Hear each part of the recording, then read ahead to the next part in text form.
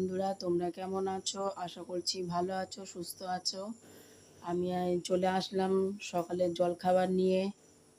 আজকের আমি রাতের ভাত নিয়েছি এখানে। রাতের ভাত নিয়ে আমি এখন সকালের একটা নতুন রেসিপি করব, একদম সিম্পল রেসিপি। যারা নতুন দেখছো, একদম রান্না জানো না, রাতের ভাত অনেক সময় থাকলে ফেলে দাও, তাদের জন্য এই রেসিপিটা। আপনারা দেখুন, আশা করছি ভালো লাগবে, স্কিপ করবেন না।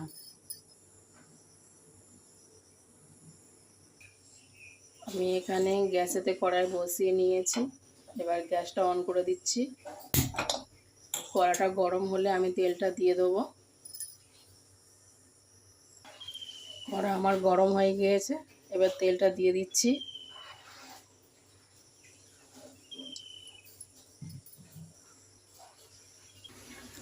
তেল আমার গরম হয়ে গেছে, এবার আলুগুলো আমি দিয়ে দিচ্ছি।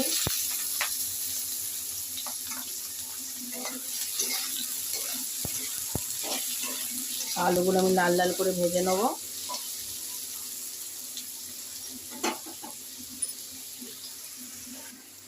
আলুতে এখন আমি দুটো কাঁচা লঙ্কা চিড়ে দিয়ে দিচ্ছি।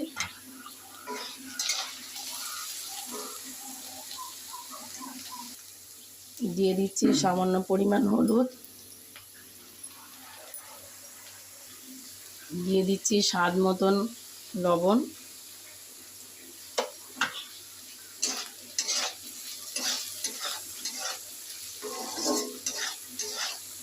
আলুটা এবার আমি লাল লাল করে ভেজে নেব।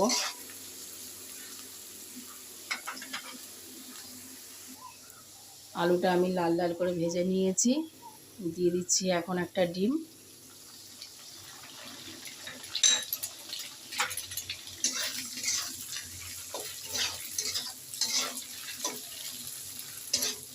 ডিম আলুটা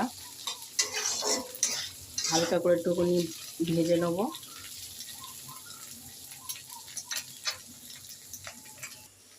ডিম আলুগুলো আমি ভালো করে ভেজে নিয়েছি। এবার দিয়ে দিচ্ছি ভাত।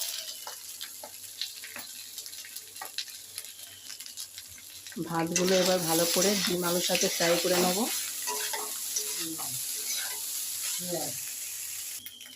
ভাতের উপরে আমি সামান্য স্বাদ মতন নুন দিয়ে দিচ্ছি। এবারে নেড়ে চেড়ে নেব। ভাতটা এবারে ভালো করে আমি ফ্রাই করে নেব।